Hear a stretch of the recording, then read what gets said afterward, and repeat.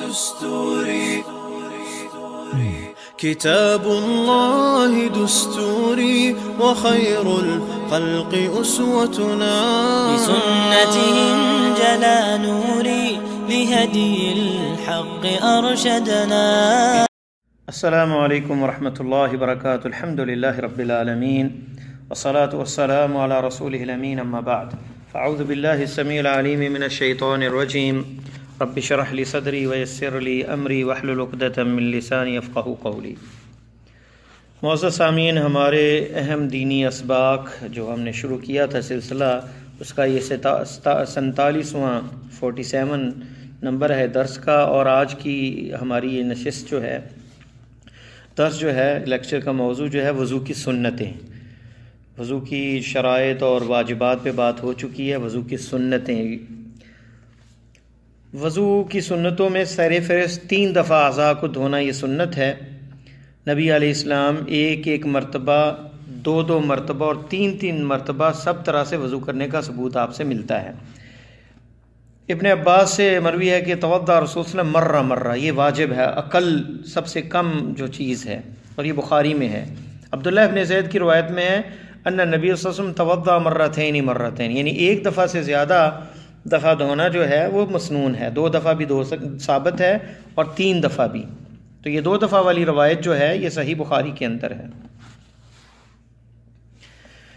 اور اس کے علاوہ تیسری حدیث عثمان رضی اللہ تعالیٰ عنہ سے ہے کہ آپ نے نبی علیہ وسلم نے 3 بار وضو کیا، 3 دفعہ اعضاء کو دھویا، اور یہ صحیح مسلم کے اندر ہے. تو 3 دفعہ دھونا جو ہے مستحب ہے، یہ سنتوں میں سے ہے وضو کی. دوسری سنت جو وضو کے اندر ہے وہ ہے اپنے اعضاء کو اچھی طرح دھونا، زیادہ مقدار میں دھونا. حدیث کے لفظ یہ آتے ہیں، ابو ہریرہ رضی اللہ تعالی عنہ سے مروی ہے، ان امتی یاتون یوم القیامت غرا محجلین من اثر الوضوء، وضو کے اعضاء چمک رہے ہوں گے میری امت کے. نبی علیہ السلام نے فرمایا فمن استطاع منکم ان یطیل غرتہ فلیفعل، جو چاہتا ہے کہ اس کے اعضاء زیادہ چمکیں تو وہ زیادہ دھوئے. تو وضو کے اثرات کی وجہ سے ان کے ہاتھ پاؤں چمکتے ہوں گے، تو جو اس چمک اور روشنی کو زیادہ بڑھا سکتا ہے تو اسے ضرور ایسا کرنا چاہیے. اس وجہ سے ابو ہریرہ اپنے بازوں کو کندھوں تک اور اپنے قدموں کو گھٹنوں تک دھو لیا کرتے تھے، جیسا کہ سبل السلام نیل الأوطار اور تلخیص الحبیر میں ہے. اور یہ روایت جو ہے یطیل غرتہ والی لفظ، یہ لفظ جو ہیں یہ صحیح مسلم کے اندر ہے کتاب الطہارہ میں. تیسری سنت جو ہے وہ ہے مسواک.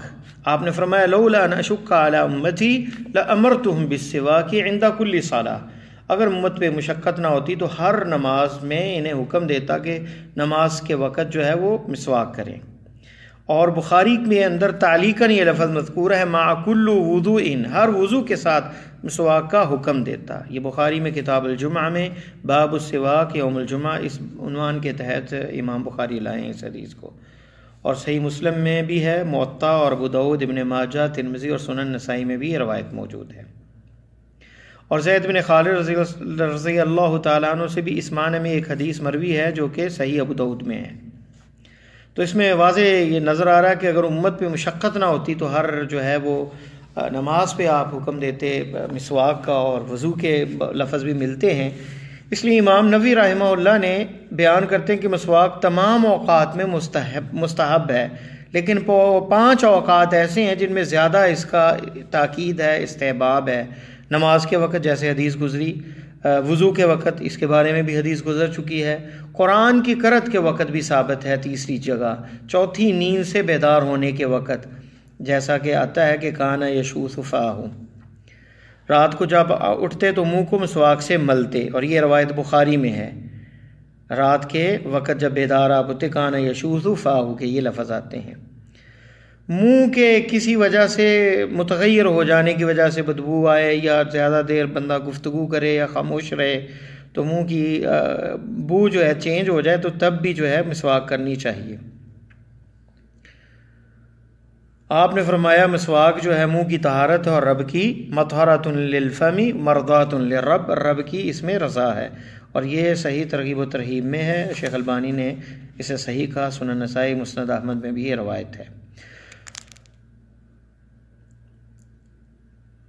ہاتھوں کو اپنی کلائیوں تک 3 دفعہ دھونا غسل اسے وضو شروع کرنے سے پہلے۔ عثمان رضی اللہ عنہ کی حدیث میں ہے کہ انہوں نے اپنے دونوں ہاتھ پاؤں پر پانی ڈالا، فغسلہما 3 مرات، پھر انہیں 3 مرتبہ دھویا، اور یہ بخاری کے اندر ہے کتاب الوضو میں۔ عمرو بن شعیب عن ابیہ عن جدہ والی روایت میں ہے کہ ایک آدمی نے نبی صلی اللہ علیہ وسلم سے وضو کے متعلق سوال کیا تو آپ صلی اللہ علیہ وسلم نے پانی منگوایا، فغسل کفیہ 3، اپنے دونوں ہاتھوں کو 3 مرتبہ دھویا، پھر اپنے چہرے اور پھر بازوؤں کو 3 مرتبہ دھویا۔ تو اس میں بھی جو شروع میں ہاتھ دھونا ہے یہ بھی مستحب اور مسنون ہے۔ تو یہ روایات کی اس چیز پہ دلالت کرتی ہیں کہ ہاتھوں کو دھونا جو ہے مسنون ہے، سنت ہے۔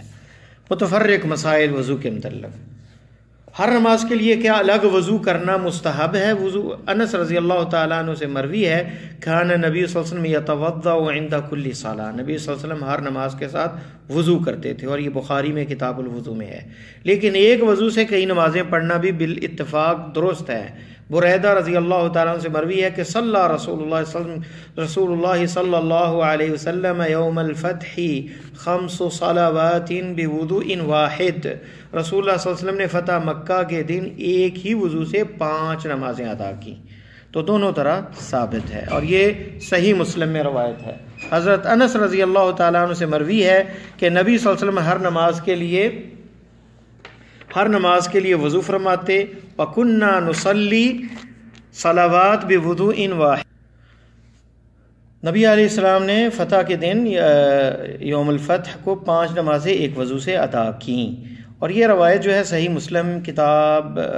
مسلم میں بھی ہے اور ابو داؤد میں بھی ہے کتاب الطہارہ میں۔ انس رضی اللہ تعالیٰ عنہ سے مروی ہے کہ نبی علیہ السلام ہر نماز کے لیے وضو فرماتے، وَكُنَّا نُصَلِّي الصَّلَوَاتِ بِوُضُوءٍ وَاحِدٍ، اور ہم نمازیں ادا کرتے ہم ایک ہی وضو سے کئی نمازیں پڑھ لیتے تھے۔ یہ بخاری کے اندر ہے۔ اور ابو ہریرہ سے ایک اور روایت ہے جو کہ صحیح ابن ماجہ میں، اور شیخ البانی نے اسے صحیح کہا۔ آپ نے فرمایا لا وضوء الا من حدث، وضو صرف بے وضو ہونے کی صورت میں ہی کرنا پڑتا ہے۔ وضو سے فراغت کے بعد کی دعائیں اس طرف آتے ہیں ہم، اشہد ان لا الہ الا اللہ وحدہ لا شریک لہ واشہد ان محمدا عبدہ ورسولہ۔ عمر رضی اللہ تعالیٰ سے مروی ہے کہ آپ نے فرمایا جو شخص وضو مکمل کرنے کے بعد یہ کلمات کہے گا اس کے لیے جنت کے 8 دروازے کھول دیے جائیں گے کہ وہ جس دروازے سے چاہے داخل ہو جائے۔ گویا یعنی جنت میں جانے کا ذریعہ ہے یہ، اور گویا کہ جنت کے دروازے کھولنا اللہ کی رحمت پہ دلالت کرتے ہیں کہ جنت میں جانے کا ذریعہ وضو اور نماز ہے۔ ایک اور دعا ہے جو کہ جامع ترمذی میں یہ لفظ ہیں، پہلی روایت جو ہے یہ صحیح مسلم میں ہے، یہ دوسری جو دعا ہے جامع ترمذی میں ہے، اس میں لفظ ہیں زائد اللہم اجعلنی من التوابین واجعلنی من المتطہرین، اے اللہ مجھے توبہ کرنے والے اور پاکیزہ رہنے والوں میں بنا دے۔ اور یہ روایت جو ہے یہ صحیح ہے، شیخ احمد شاکر نے اسے صحیح کہا۔ اور تیسری جو دعا ہے سبحانک اللہم و بحمدک اشہد ان لا الہ الا انت استغفرک و اتوب الیک، یہ روایت جو ہے یہ ترغیب و ترہیب اور سنن نسائی میں ہے، اور شیخ البانی نے اسے صحیح کہا۔ ایک چوتھی دعا بھی ہے جو کہ سنن الکبریٰ کے اندر ہے، جس میں یہ لفظ ہیں کہ ابو موسیٰ اشعری کہتے ہیں میں نے نبی علیہ السلام کو وضو کا پانی دیا، آپ نے وضو کرنے کے بعد یہ دعا کی۔ اور بھی روایات ہیں ابو ہریرہ سے بھی، اگرچہ وہ ضعیف ہے روایت، لیکن یہ روایت اس کی سند صحیح ہے۔ اللہم اغفر لی ذنبی، بڑی عظیم دعا ہے، اے اللہ میرے گناہ کو معاف فرما۔ اللہم اغفر لی ذنبی ووسع لی فی داری، میرے گھر میں وسعت پیدا فرما، وبارک لی فی رزقی، اور میرے رزق میں برکت دے۔ جامع اور شامل دعا ہے۔ تو ان دعاؤں کو پڑھنے سے دنیا کے اندر ہماری زندگیوں میں خیر و برکات ہوتی ہیں، اور بندے کو علم نہیں کون سا استجابت کا، دعا کی قبولیت کا وقت ہے، اور اگر وہ قبولیت کے وقت میں دعا کر دی گئی قبول ہوگی تو بندے کی شقاوت بدبختی سعادت اور خوشبختی میں بدل جاتی ہے۔ ایک اہم مسئلہ، وضو کے بعد لوگ کچھ انگلی کو اشارہ، شہادت کی انگلی کا اشارہ کرتے ہیں، آسمان کی طرف نظر اٹھاتے ہیں، کیا اس بارے میں کوئی حدیث ہے، ثابت ہے؟ تو اس سلسلے میں ابن ابی عقیل جو ہے وہ راوی مجہول ہے، ایک حدیث میں آتا ہے، لیکن وہ ضعیف روایت ہے، جیسا کہ ضعیف ابو داؤد میں شیخ البانی نے ضعیف اسے کہا ہے، اور اسی طرح جو ہے حافظ ابن حجر نے بھی اسے تلخیص الحبیر میں ضعیف کہا ہے۔ تو یہ ثابت نہیں انگلی کا اشارہ کرنا یا آسمان کی طرف دیکھنا یہ دعا پڑھتے وقت۔ وضو کے بعد تولیہ کا استعمال کرنا ثابت ہے، کیونکہ نبی علیہ السلام نے جب ایک دفعہ آپ نے کان علی نبی صلی اللہ علیہ وسلم خرقہ ینشف بہا بعد الوضو، آپ کا ایک کپڑا تھا جس کے ساتھ آپ وضو کے بعد آپ پانی کو خشک کرتے تھے، اور یہ روایت جو ہے سلسلہ صحیحہ میں شیخ البانی نے اسے حسن کہا، اور جامع ترمذی میں بھی یہ روایت ہے۔ تو وضو کے بعد تولیہ کا استعمال کر بھی سکتا ہے، کوئی اس میں حرج نہیں ہے۔ دوران وضو سوال اکثر کیا جاتا ہے کہ گفتگو کرنا حرام ہے، تو اس کی کوئی ممانعت کی دلیل نہیں ہے، بلکہ مغیرہ ابن شعبہ رضی اللہ تعالیٰ عنہ سے ایک روایت ہے کہ رسول اللہ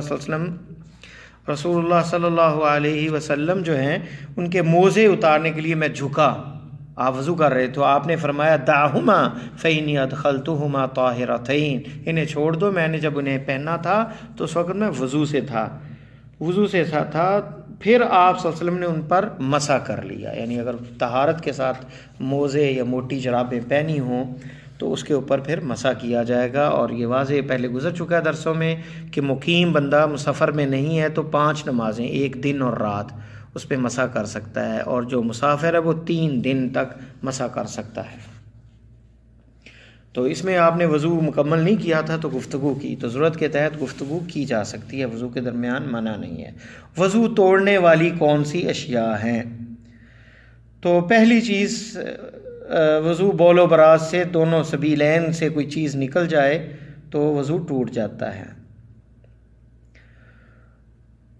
اور اس سلسلے میں جیسا کہ آتا ہے، ایک آدمی نے عرض کیا ہے ابو ہریرہ یہ حدث کیا ہے؟ آپ نے فرمایا لا يقبل اللہ صلاۃ احدکم اذا احدث حتى يتوضا، تم میں سے اللہ تعالیٰ کسی کی نماز قبول نہیں فرماتے جب کہ اسے حدث لاحق ہو، حتیٰ کہ وضو کر لے۔ ایک آدمی نے عرض کیا ہے ابو ہریرہ یہ حدث کیا ہے؟ تو انہوں نے جواب دیا فساء او دھرات، بلا آواز ہوا خارج ہونا یا آواز کے ساتھ، یعنی گوز۔ تو یہ جو ہے یہ حدث ہے، اور یہ بخاری کے اندر کتاب الوضو باب لا تقبل الصلاۃ بغیر طہور، اور صحیح مسلم میں یہ روایت ہے۔ ایک روایت میں یہ لفظ ہے لا وضوء الا من صوت و ریح، وضو جو ہے وہ آواز آئے یا پھر بو وغیرہ آئے اس سے وضو ہے جو خارج و ہوا، تو یہ صحیح ابن ماجہ میں ہے، شیخ البانی نے اسے صحیح کہا۔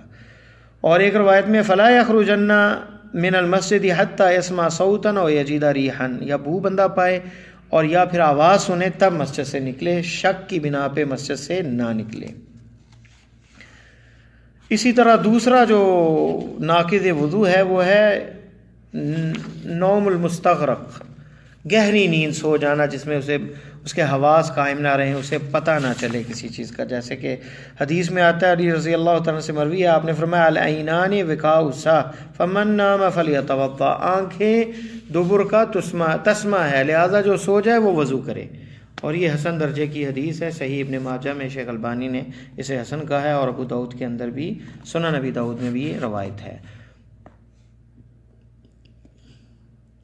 اور صفوان ابن عسال سے مروی ہے کہ آپ نے فرمایا کہ جنابت کی وجہ سے موزے اتارے جائیں گے، لیکن من غائط و بول و نوم، لیکن بول و براز نیند کی وجہ سے اتارنے کی ضرورت نہیں، یعنی اس پہ مسح کیا جا سکتا ہے، لیکن اس سے یہ بھی ثابت ہوتا ہے کہ ان چیزوں سے وضو ٹوٹ جاتا ہے، یعنی بول و براز سے دونوں حاجتیں بڑی چھوٹی کسی بھی حاجت سے وضو ٹوٹ جاتا ہے، اور یہ حسن درجے کی روایت ہے ابن ماجہ کے اندر۔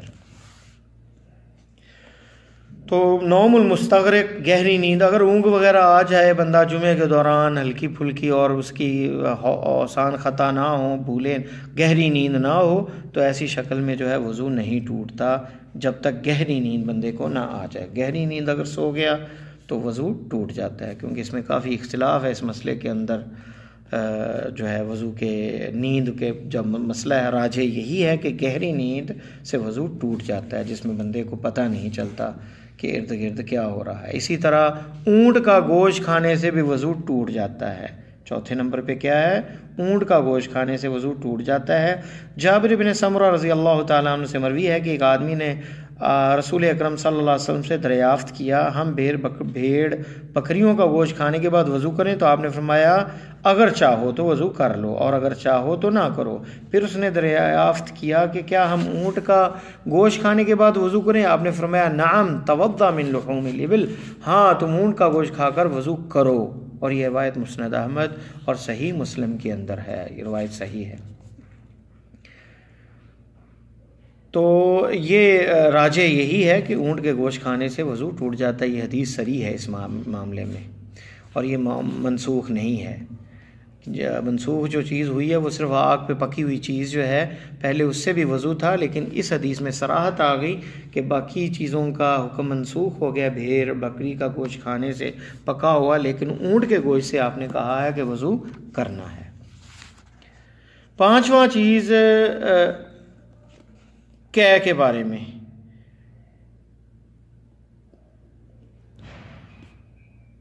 ابو دردہ سے مروی ہے کہ نبی علیہ وسلم قاء فتوضا، نبی علیہ وسلم نے قے کی اور وضو کیا، یہ روایت جو ہے ترمذی کے اندر ہے۔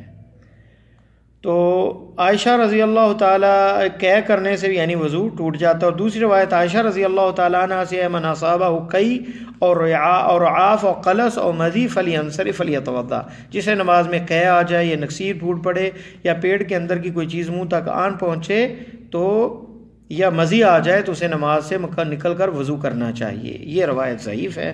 تو پہلی جو روایت ہے قاء کا معنی قے آ جائے، الٹی آ جائے تو وضو کرنا چاہیے، یہ روایت جو ہے یہ صحیح ہے، یہ مسند احمد اور صحیح مسلم کے اندر ہے۔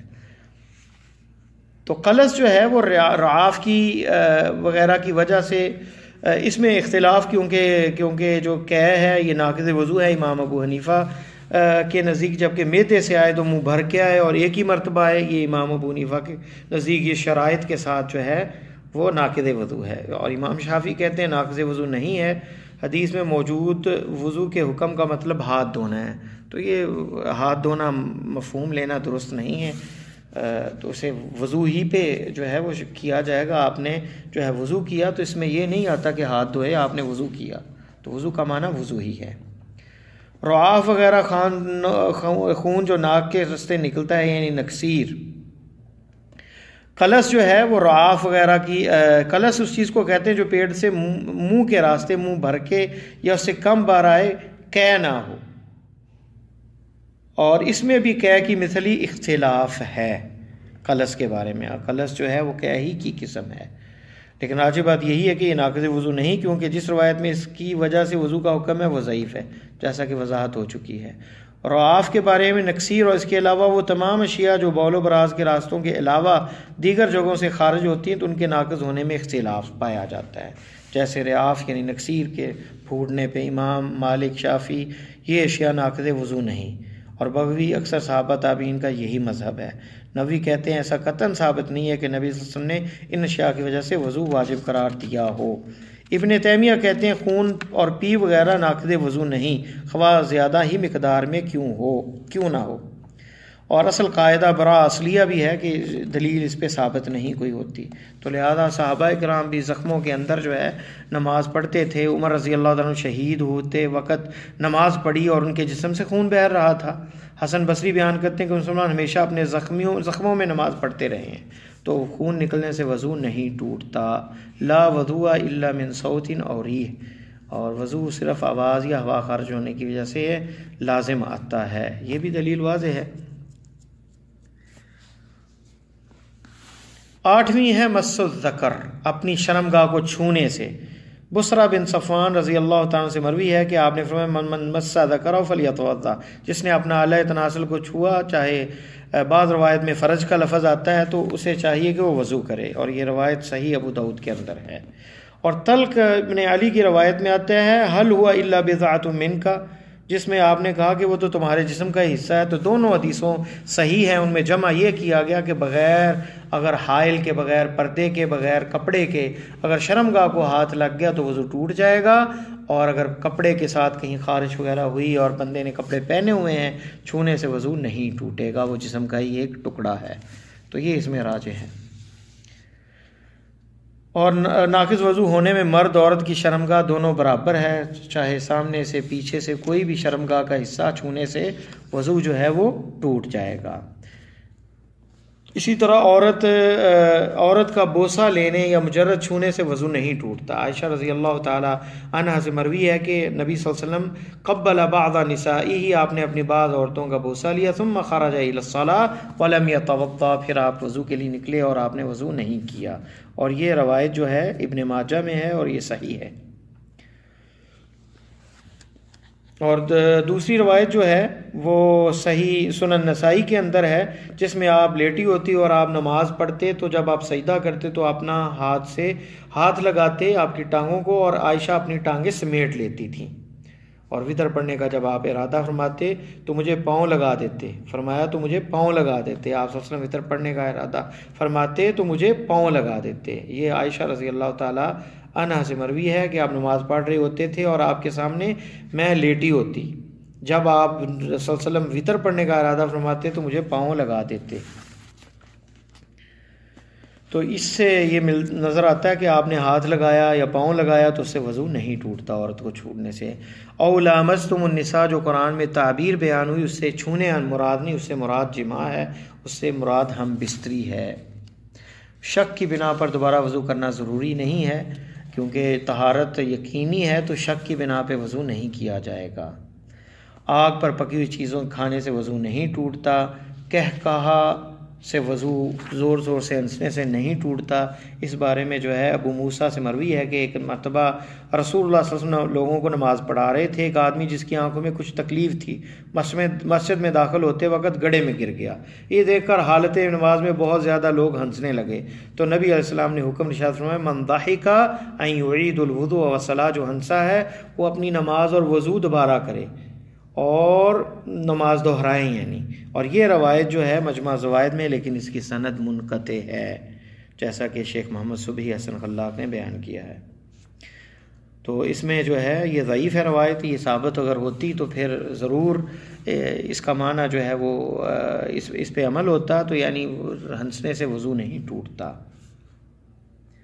اور اس طرح کوئی بھی گناہ کا کام ہو، کسی بھی معصیت کے ارتکاب سے وضو نہیں ٹوٹتا، کبیرہ ہو یا صغیرہ ہو، جیسے کہ امام شوکانی نے اس کو ترجیح دی ہے۔ کسی عورت پہ نظر پڑ گئی بندہ گزرتے وقت، یا کوئی گالی کسی سے غصے میں لڑائی ہو گئی، گالی نکال دی، تو اس سے وضو نہیں ٹوٹے گا، گناہ اس کا برقرار رہے گا۔